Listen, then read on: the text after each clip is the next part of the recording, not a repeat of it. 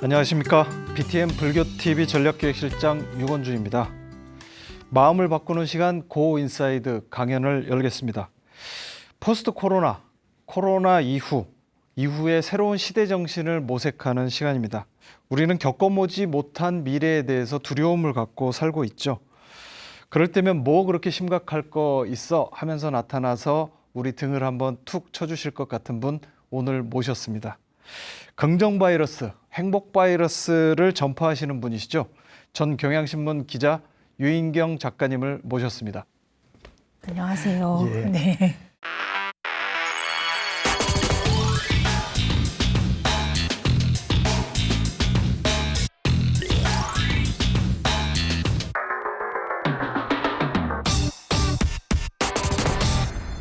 어, 1년 전쯤인가요? 저희 불교TV 지혜의 다락방에 출연하셨는데 네. 그 출연한 영상이 어느덧 30만 조회를 넘었다고 들었습니다. 혹시 보셨나요? 봤어요.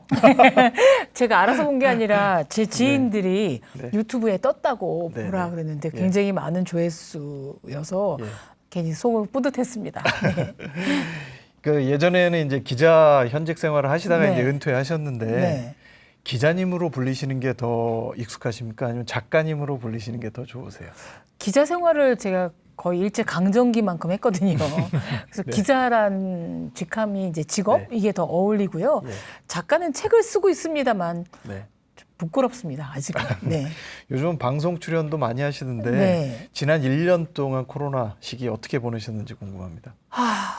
뭐 우리 대한민국만이 아니라 전 세계가 코로나 팬데믹에 네. 시달렸기도 하지만 개인적으로도 뭐 엄청난 네. 스트레스와 좌절과 뭐 이런 거 경험을 했었습니다. 네.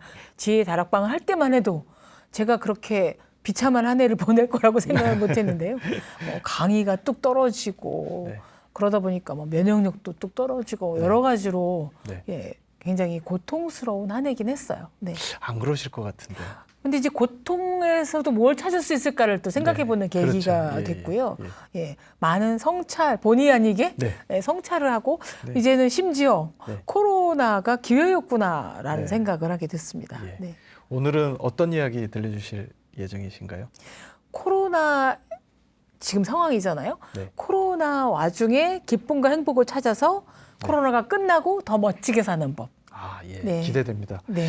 라이프 멘토에게 삶의 지혜를 듣는 그런 답을 찾는 시간 고인사이드 유인경 작가님께 강연 청해 듣도록 하겠습니다. 강연 부탁드립니다. 네.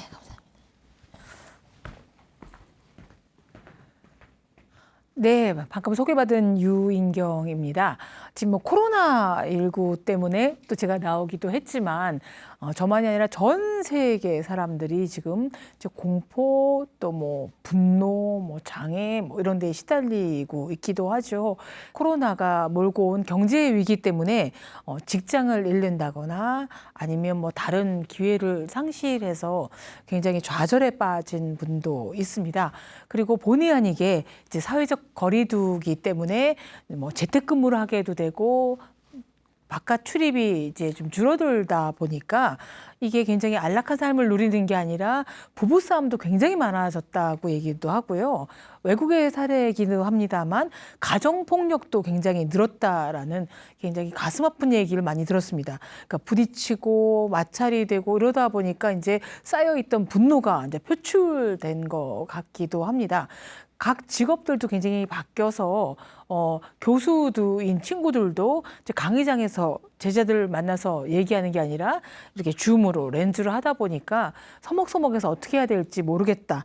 그리고 또 강의 양도 이제 달라졌다 얘기도 하고 또 그런 걸 통해서 교육을 받는 학생들도 교육 수준이 많이 떨어져서 이것 역시 굉장한 또 격차를 두지 않는가 뭐 이런 얘기를 합니다.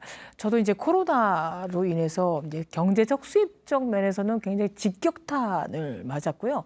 그다음에 제가 이제 60대가 넘어서 또 이런 굉장히 큰 위기를 겪다 보니까 회복 탄력성이 줄어든다고 할까요?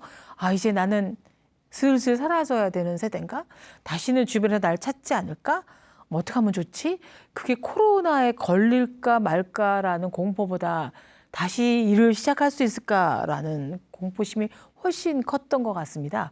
그래서 바로 100여 년 전에 전 세계를 또 강타했던 스페인 독감하고 굉장히 유사하기 때문에 자료를 한번 찾아봤어요. 지금처럼 굉장히 의학이나 과학이 발달되지 않아서 바이러스가 어디서 왔는지 제대로 분석도 할 수가 없는 상황이고 치료제도 제대로 나오지 않는 상황, 또 독감과 비슷하니까 약을 먹었다가 오히려 환자가 늘어나는 상황이었다는데요. 제가 숱한 자료를 보고 느낀 바가 있습니다. 확실한 건 뭐냐면 그게 스페인 독감이 됐던 코로나19가 됐던 끝난다는 겁니다. 그러니까 영원히 사라지지 않고 독감도 남아있고 코로나도 변이 바이러스가 난다 하더라도 이제 백신이 완벽하게 보급이 되면 백신을 통해서 면역력도 생기고 치료제도 또 나오게 되면 이제 떠나게 된다라는 거죠. 뭐 다 진리가 있지 않습니까? 사람은 누구나 죽는다. 전쟁은 끝난다 언젠가는. 그리고 코로나 백신이든 뭐 어떤 팬데믹도 끝내는 이제 사라진다라는 거죠. 이제 사라진다고 생각을 하면 아 이제 이거 끝날 거야라고 생각하면 오히려 이 과정을 조금 더 긍정적인 시선으로 아니면 또 저한테 유리한 시선으로 볼 수 있지 않을까라는 생각을 했습니다. 제가 직접 체험한 방법이기도 하기 때문에 여러분하고 이제 그 얘기를 좀 공유해 보고 싶습니다. 그래서 우리가 이 코로나 시기에 좀 지혜롭게 뭔가를 찾아서 코로나 이후에 전혀 또 새로운 발전된 모습을 보이기 위해서 몇 가지 필요할 거 있는 것 같은데요. 가장 필요한 건 뭐냐면 벗어나기입니다. 벗어나기. 우리가 사실 코로나 바이러스보다 무서운 게 뭐냐면요. 나 코로나 걸리면 어떡해? 나 또 백신 맞아서 부작용 생기면 어떡해? 코로나 끝나고도 이 불경기가 사라지지 않으면 어떡해? 이런 공포, 걱정 뭐 이런 것 때문에 우리가 또 주눅들고 기죽고 우리의 뭐 면역력, 정신이건 몸이든 떨어지지 않는가라는 얘기를 했는데 근데 그런 걱정과 공포에서 벗어나는 방법이 있습니다.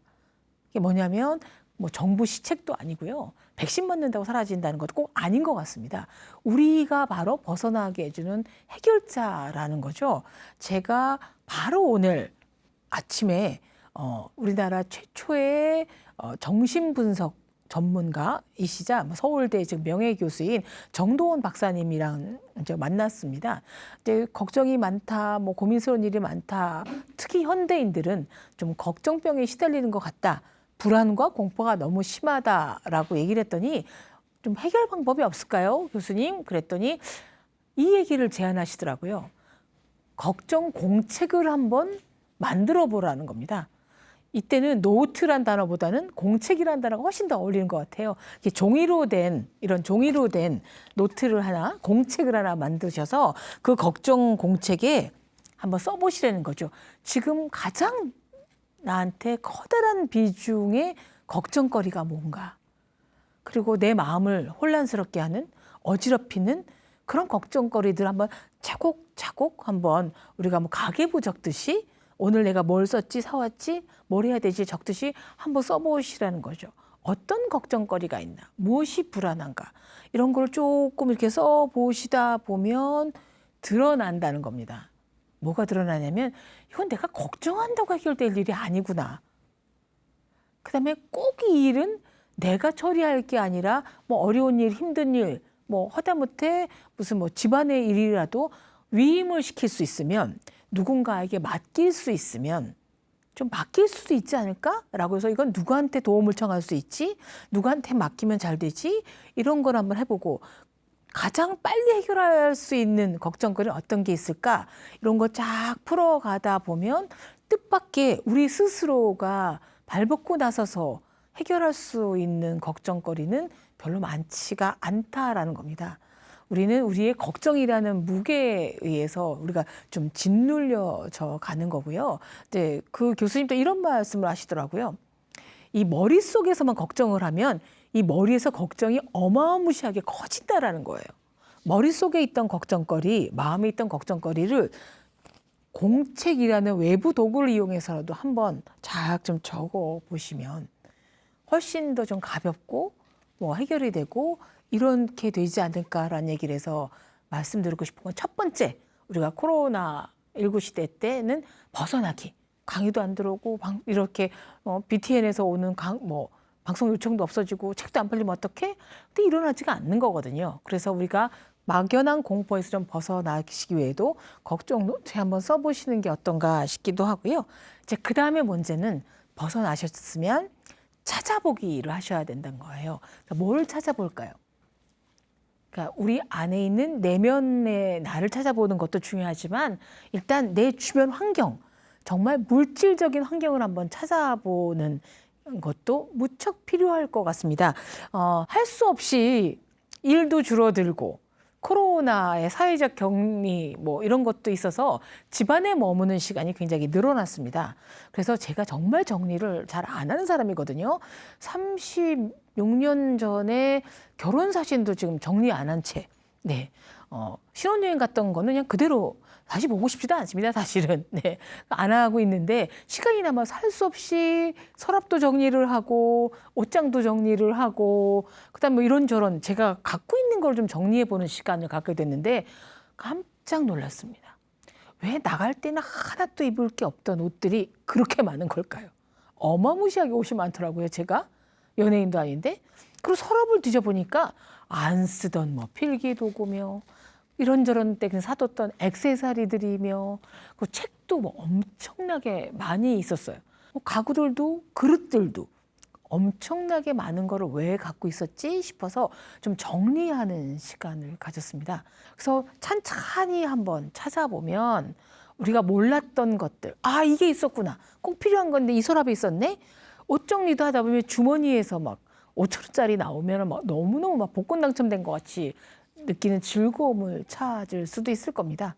그래서 일단 좀 집 안에 내 주변에서 이런 것들을 한번 찾아보다 보면 그 다음에 이제 뭐를 찾아야 될까요? 정말 내가 원하는 게 뭔지. 시간이 없어서 우리가 우리 스스로에게 말 걸고 우리 스스로를 좀 물어보고 취향이건 뭐건 그럴 시간이 굉장히 드물거든요. 그런데 이 계기로 침잠하는 시간, 조용한 시간을 계기로 해서 제가 저한테 말을 거는 시간이 있기도 했었습니다. 코로나로 이제 강의도 줄어들고 수입도 줄어들고 아주 기운이 쭉 빠지고 자존감도 낮아졌어요. 그래서 이제는 저를 찾는 사람이 없나 보다. 이제 나는 일거리도 없나 보다. 나의 정체성이 이제 뭐지? 이런 생각들이 굉장히 우울해 있었는데 우연히 출연했던 지혜의 다락방이라는 프로그램도 30만 명이나 넘는 분이 봐주셨단 말이죠. 이런 과자가 새로 근데 그게 나오는데 굉장히 저한테 이것도 용기가 궁금해요. 됐어요. 신상품이 누가 제 나왔구나. 이야기를 꽤 들어주시는구나. 작용하겠지만 내 이야기를 101살 소용처가 저녁 있구나.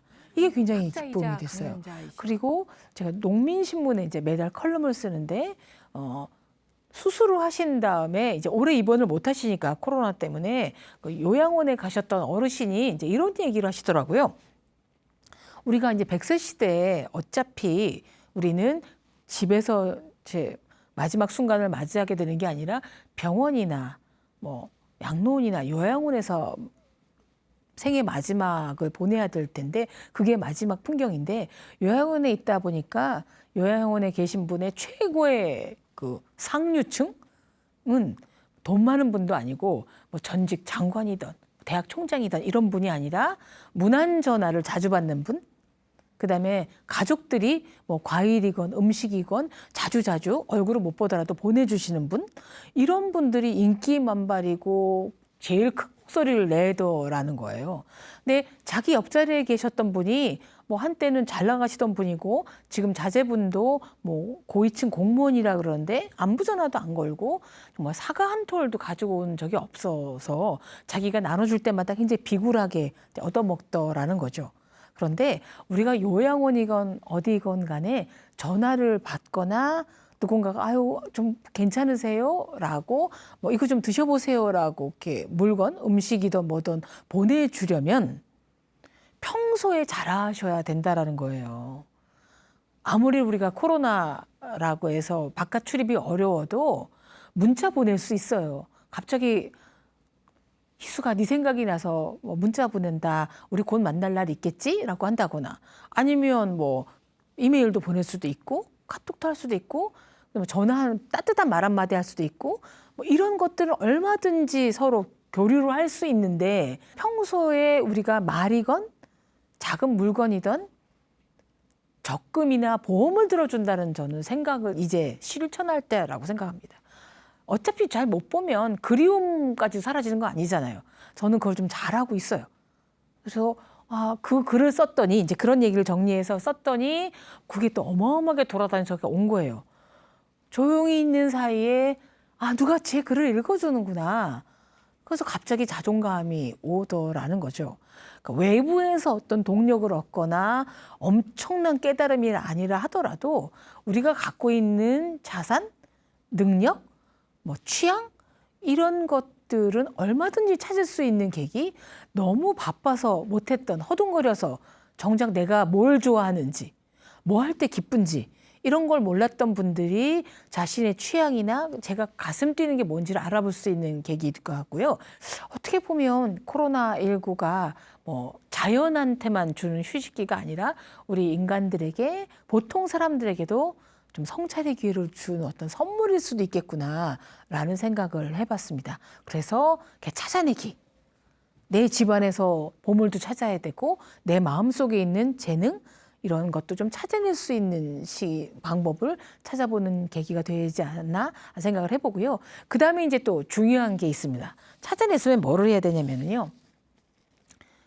우리만의, 나만의 공간과 시간을 만들어야 됩니다. 우리가 왜 여행을 갈까요? 시인 김영하 씨가 그런 얘기를 하더라고요. 작가 소설가 김영하 씨가 우리가 굳이 먼 곳까지 시간과 돈을 투자해서 여행을 가는 이유는 상처받은 공간에서 벗어나서 낯선 공간을 찾아가기 위해서라는 거예요. 우리 집이 뭐 홈 스위트 홈이라 그러지만 얼마나 많이 싸웁니까? 얼마나 많이 눈물을 흘리는 장소가 있지 않습니까? 그걸 벗어나고 싶어서 여행을 간다라고 얘기를 하는데 근데 그런 공간이라 하더라도 전혀 다른 의미의 공간을 만들 수가 있더라고요. 나만의 공간을 집에 안에 하나 딱 만들어두는 겁니다. 저는 남자분들도 많이 보실 텐데 집을 직접 구입하시고 세대주로 적혀 있으시고 가장이라고 하시지만 가장들의 공간도 참 드뭅니다. 예전에는 사랑방이라고 해서 아버지들이 거기서 뭐 담배도 피우시고 뭐 이렇게 누리실 수 있는 공간이 있었지만 이제 아빠를 위한 가장을 위한 공간이 드물죠. 어머니들도 마찬가지일 겁니다. 나만을 위한 공간. 근데 그 공간이 그냥 공간이 아니라 진짜 내가 하고 싶은 일을 하는 공간을 하나 만드셔야 된다는 거죠. 혼자서 사색할 수 있는, 뭐 요리를 만들 수 있는, 아니면 나의 취미를 할 수 있는, 아니면 멍 때릴 수 있는 이런 공간을 확보하실 수도 있고, 뭐 집이 좁아요, 뭐 제 공간 그래도 못 만들어 하시는 분들은 바깥을 활용해 보시면 됩니다. 어딜 가도 공공 도서관이 있더라고요.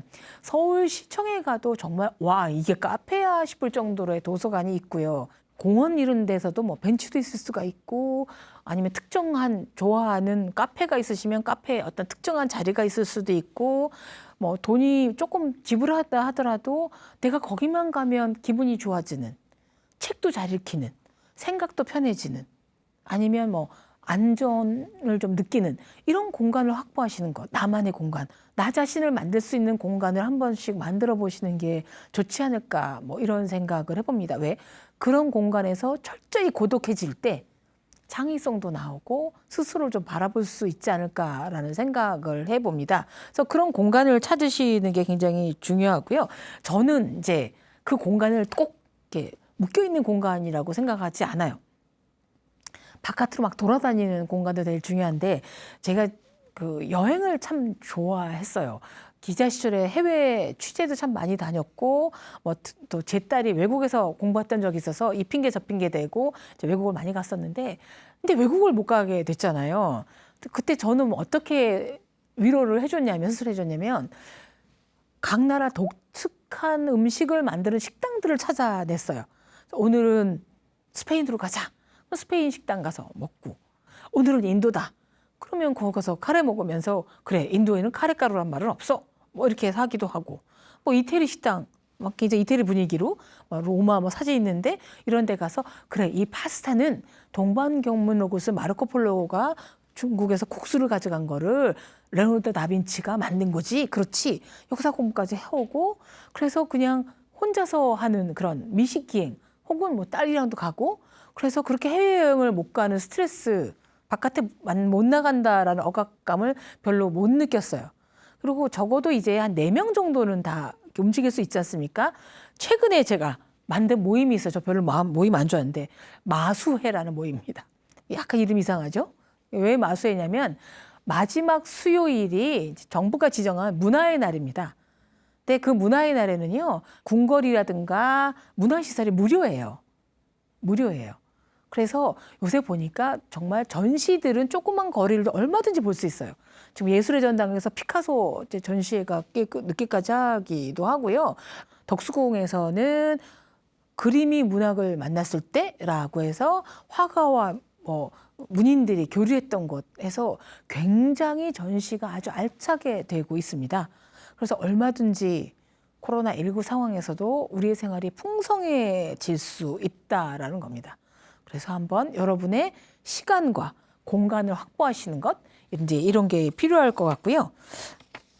제일 중요한 건 사실은 판을 바꾸려면 뭐 아마 이 Go Inside의 주제도 그런 걸 겁니다. 다른 면, 다르게 보기, 새롭게 보기, 뭐 이런 건 거죠. 위기를 기회로 극복하는 건 어떤 환경이 아니라 우리 마음인 것 같아요. 한 후배가 저한테 이제 손뜨개로 한 가방을 선물을 했어요. 아주 정성스럽게 손뜨개 한 거에서 아니 손뜨개질할 시간이 어디 있었어? 그랬더니 선배 요새 뭐 재택근무라서 뭐 일정 기간만 하면 되는데 제가 좀 마음의 평상심을 얻기 위해서 손뜨개를 배웠어요. 그래서 뜨개질을 배워서 정말 정성껏 코바느질로 뜬 것도 있고 대바느질로 한 것도 있는데 지금 그게 굉장히 유행이에요. 전 세계적으로도 이렇게 손으로 한 수공예해갖고 저한테 선물을 주었는데 그러니까 손뜨개를 하는 게 본인들에게는 수양이라고 그러더라고요.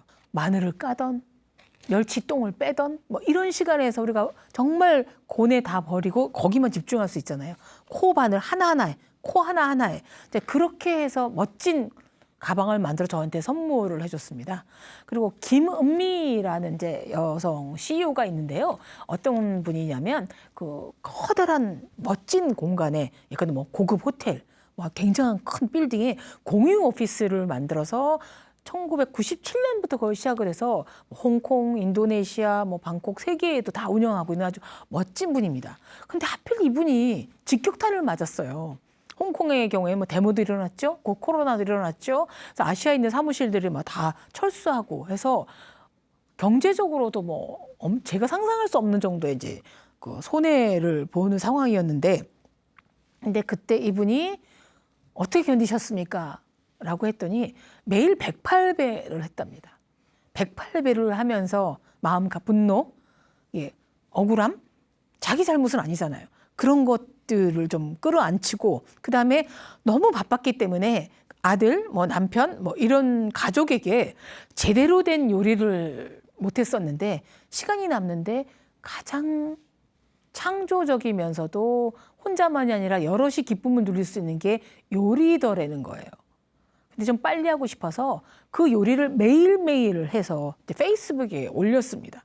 근데 그게 굉장히 많아져서 최근에 후다닥 요리라는 제목으로 요리책까지 펴냈고요. 그 요리책을 판 돈은 뭐 미혼모인가요? 누구를 위한 기부금으로 내기로 했는데 그 좋은 뜻에 동참하는 분들이 굉장히 많아졌다라는 거죠. 남들이 하니까 이게 유행이라니까 이게 아니라 정말 스스로가 좋아하는 일 해서 보람을 찾고 기쁨을 누리는 일 또 나 안에 있는 어떤 보석이 있을지 않을까? 뭐 이런 걸 하면 좋을 것 같고요. 외국어도 마찬가지인 것 같아요. 외국어 배우는 분들 참 많습니다. 그러니까 한 외국어를 배운다는 건 그 나라를 이해하게 되는 거거든요. 그래서 외국어에 도전하는 어르신들도 있더라고요. 그리고 요새는 인터넷을 통해서 얼마든지 외국어를 이제 배울 수 있는 계기가 되기 때문에 여러분들이 여러분만의 그 창의력? 그런 거 샘솟는 일들을 한번 찾아보는 계기. 다시 정신없이 바빠지기 전에 이 팬데믹이 만든 그러니까 타의적 고독이지만 그 고독 속에서 내가 지금 이 시간에 해서 남은 나의 삶.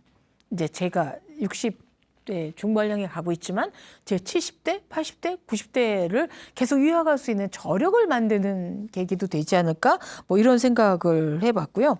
그리고 난 다음에는 그냥 취미 삼아 하면 좀 무의미하죠. 요걸로 뭐를 할 수 있을까? 그게 일을 하면서 자원봉사나 그냥 나 재미로 하는 게 아니라 돈이 되면 더 좋지 않습니까? 돈이 되면 어떤 일거리를 만들 수 있을까? 아까 뭐 요리책 만든 분은 팔아요. 인쇄 수입이 들어오죠. 뜨개질도 이제 인터넷에 올리면 돼요. 자기가 그럼 페이지를 만들어서 웹 페이지를 만들어서 저 이런 거 팔아요. 그래서 하면 되는 거예요. 저는 그래서 어떻게 했냐면 유튜브를 시작을 했어요. 이제 방송이 줄어들고 하다 보니까 나만의 유튜브를 한번 도전해보자. 만약에 코로나가 아니었다면 강의가 하루에도 막 3건씩 뭐 이렇게 했던 그 정신없이 바쁜 때였다면 전혀 도전해보지 못했을 일입니다. 그런데 제 이름을 걸고 유인경 TV 뭐 이렇게 유튜브를 시작을 했어요. 그러니까 새로운 도전입니다. 그런데 오래오래 나이 들어도 할 수 있을 것 같은 생각이 드는 거예요. 외국의 앵커들이나 인터뷰한 사람들 보면 바바라 월터스도 뭐 80대 후반까지 했거든요. 그러면 저는 한참 남은 거죠. 예. 그래서 나이에 뭐 상관없이 할 수 있는 일이 있다. 그래서 여러분도 일단 나 뭐 좋아하지? 라는 거 아시고 그다음에 나 좋아하는 일을 그럼 한번 해보자. 만들어 보시고 그리고 이거를 그러면 나의 브랜딩을 해서 나를 상품화할 수 있는 일, 돈도 벌 수 있는 일, 나이 들어서 자식한테 손 벌리지 않고도 연금에 의존하지 않고도 따뜻하게 살 수 있는 일이 뭘까? 이런 걸 좀 파악해 보실 수 있는 것. 역설적이게도 코로나가 미세먼지나 공해나 환경오염에 시달렸던 지구에게는 굉장한 휴식기를 줬다고 생각이 들었거든요. 그런데 우리 인간에게도 다시 한번 우리를 점검해 볼 수 있는 다른 사람의 힘이 아니라 내 스스로가 내 마음과 머리를 세탁해 볼 수 있는 이런 시간을 준 게 아닌가 싶어서 역시 자연은 그다음에 이 어떤 우주는 엄청난 섭리를 갖고 있구나라는 생각을 했습니다.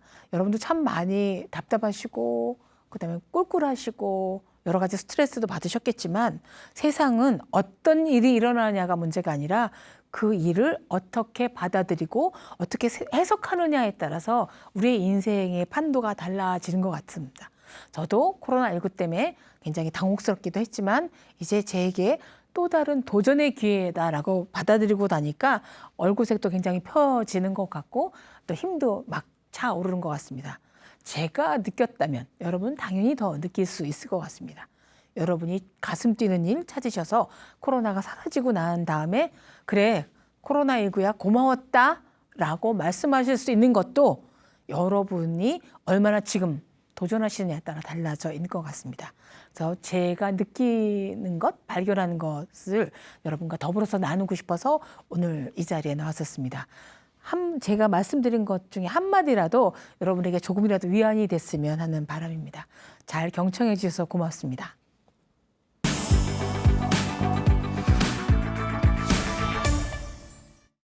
저희 고인사이드 강연 취지에 맞는 그런 재미난 얘기였던 것 같습니다. 네. 근데 처음에는 뭐 네. 코로나 걱정, 그다음에 마스크 걱정, 또 백신 걱정 이렇게 계속 걱정만 하면서 살았던 것 같은데요. 근데 작가님께서는 긍정의 아이콘이신데 그래도 오늘 강연 좀 들어보니까 그래도 조금 그 걱정거리가 있으셨던 것 같아요. 그렇죠. 회피할 수 없는 걱정거리들이 있는 거죠. 저는 이제 60대긴 하지만 제 남편은 은퇴한 게 아니라 20년 전부터 백수였기 때문에 생계를 책임져야 돼서 굉장히 그 매달 들어오는 수입에 민감한 편인데 그게 막 형특히 줄어드는데도 태어날 수는 없죠. 그러나 이제 다시 조금 회복되는 듯한 느낌이 들기도 하고요. 저는 이제 어떤 상황에서도 저한테 유리하게 생각을 하거든요. 그래서 네. 일이 없어서 잠깐은 우울했어요. 네. 한 5분 30초 정도? 이제 그거 끝나고 나면 아, 이제 쉴 수가 있는 시간이 왔구나. 네, 네. 그래서 계속 전환을 하는 게 네. 좀 훈련과 습관에 의해서 길들여진 것 같습니다. 신문사에서도 이제 근무하셨다시피 매일매일 사건 사고 일어나서 네. 우리나라 곧 망하겠다라는 느낌이 네. 들잖아요. 네. 근데 점점 발전하고 있고 성장하고 있지 않습니까? 네, 네, 그렇게 우리를 막 부글부글 끓게 했던 문제들도 다 사라지기 때문에 네. 한 발짝 약간 떨어져서 네. 객관화해서 스스로를 보고 네. 걱정도 조금 나만의 문제인가를 보는 이런 건 훈련에서 나와요. 타고난 네. 천성이라기보다. 네. 예. 훈련을 열심히 해야겠습니다. 네. 남편분, 그다음에 시어머니, 그다음에 혹은 뭐 어머니 네, 말씀 네, 뭐 네. 이런 얘기를 사실은 이렇게 남들은 좀 하기 어려운 얘기인데 이렇게 쉽게 하시고 좀 어떻게 보면은 저렇게 하셔도 되나 싶을 정도로 하실 경우가 종종 보이는 것 같습니다. 근데 예. 그것도 일종의 훈련의 일환인가요? 그렇다기보다 그 당시 예컨대 남편이 부도를 내고 시어머니가 중풍으로 쓰러지시고 친정 엄마가 10년 동안 치매를 이제 투병하실 때 제가 같이 살았으니까 아이는 어리고 신무사 일 정말 많고 그럴 땐 저도 이제 정말 지옥 같은 순간도 있었겠죠. 네.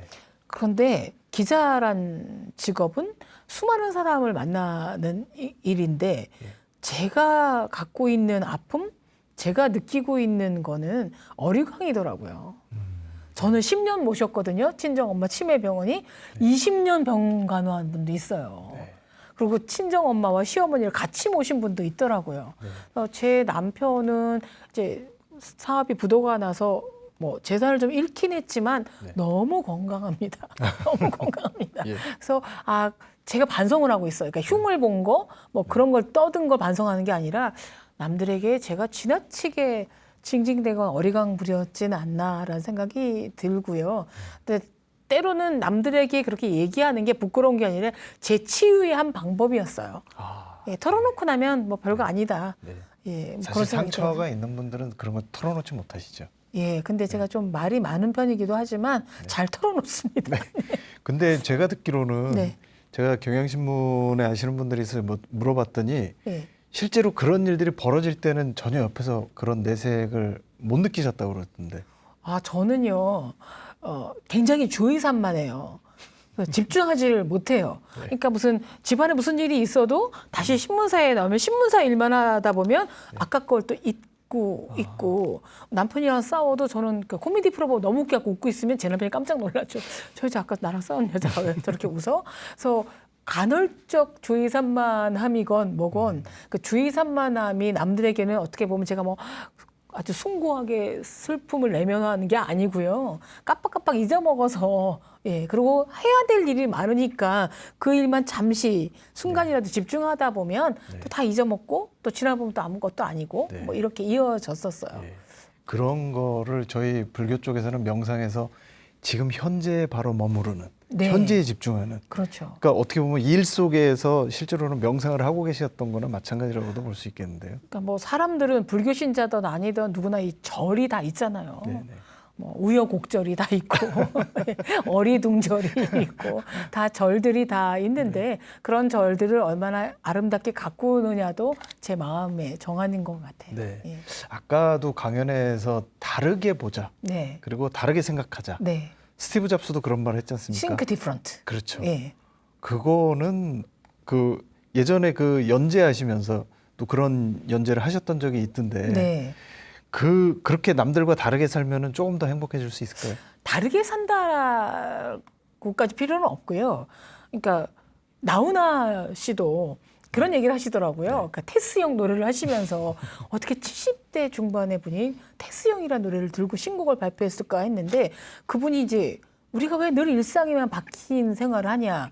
그래서 본인은 가끔 경찰서를 간대요. 네. 죄를 지어서가 아니라 네. 경찰서에서 어떤 일이 벌어지고 있나 봐서 그냥 음료수 사들고 와서 잘 지냅니까? 뭐 이렇게 하고 그냥 걸어갔던 길을 뭐 뒷걸음질 가건 택시를 탔으면 지하철 한번 타보건 그러니까 우리가 늘 걷던 통근길에서도 교통수단을 바꿔보는 거라든가 이렇게 조금 다르면 시야를 조금 넓혀보는 훈련이 결국은 다르게 바라보게 되고 다르게 좀 살게 되는 이렇게 작은 시야가 인생의 판을 바꿀 수 있는 계기가 되는 거를 저는 주변 사람들 참 많이 봤습니다.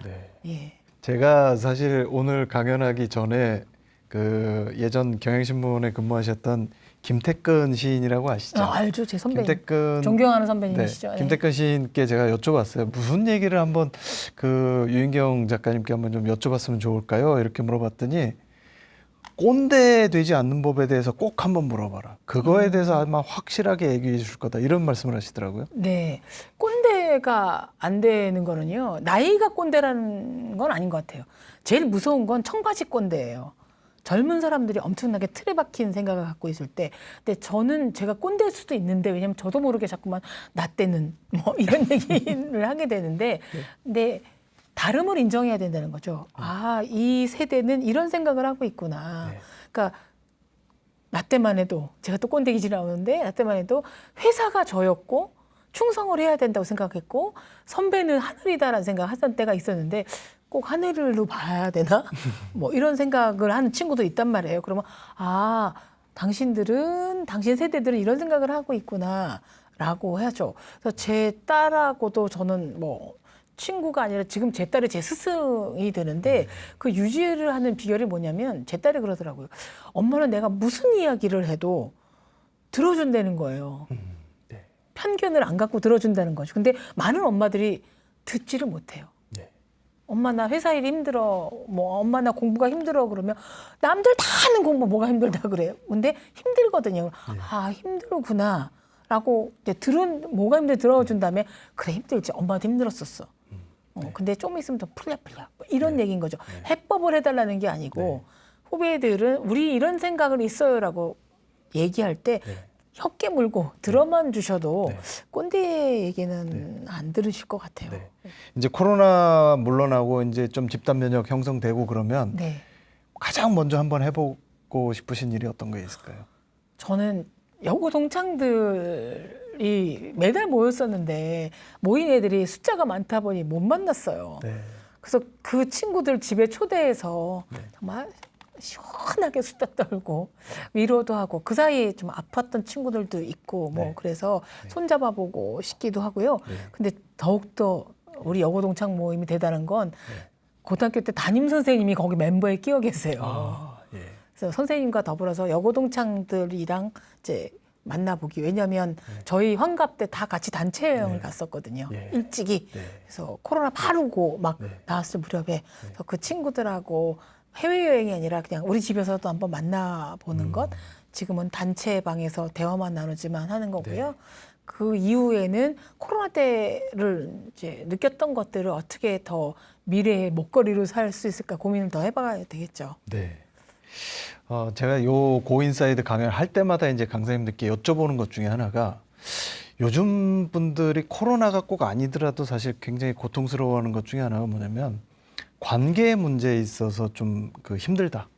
특히 인간관계, 뭐 선후배 관계, 인간관계, 뭐 직장 상사와의 관계 이런 관계 때문에 힘들다. 그럴 때 어떻게 해야 되느냐 이런 얘기들 많이 하거든요. 그래서 제가 대신 꼭 물어보는 질문 중에 하나인데 관계 문제 때문에 생기는 고통은 어떻게 풀어나가는 게 좋을까요?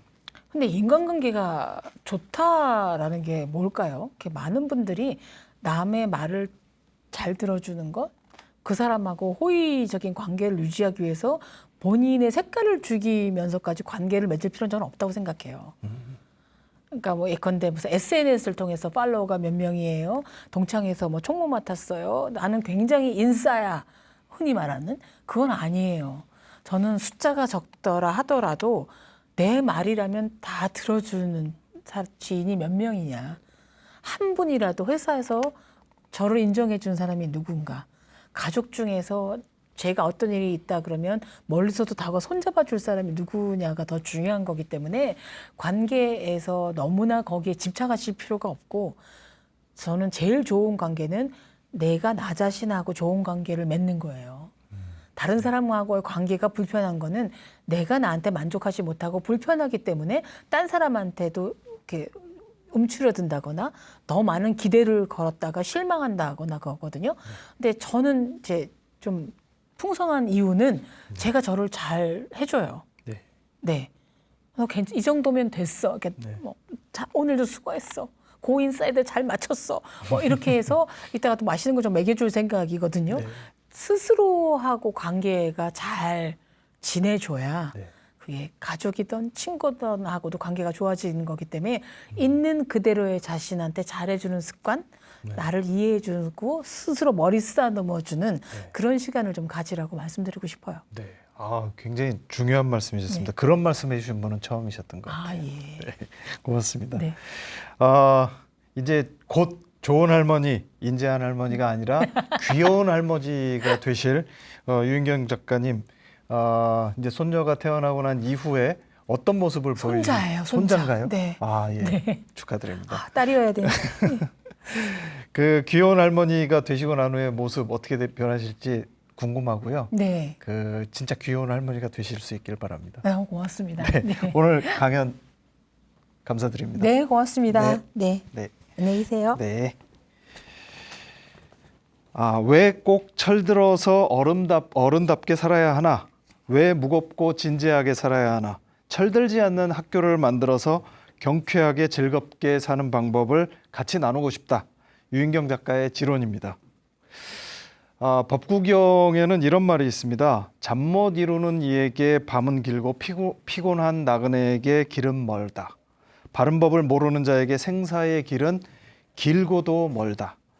걱정을 내려놓고 관점을 조금 바꾸어서 조금 낙관적으로 살아간다면 우리가 가진 근심과 걱정은 상당히 줄어들 것입니다. 불교를 흔히 회심의 종교라고 합니다. 관점을 바꾸고 마음 한번 바꾸면 세상도 마음도 달라진다는 의미겠죠. 저희도 관점 바꾸고 마음 바꾸고 유인경 작가께서 말씀하신 것처럼 생각만 한번 다시 해본다면 코로나 아니라 그거보다 더 무서운 것도 충분히 이겨내리라 생각합니다. 마음을 바꾸는 시간 고 인사이드, 오늘 함께해 주셔서 고맙습니다. 안녕히 계십시오.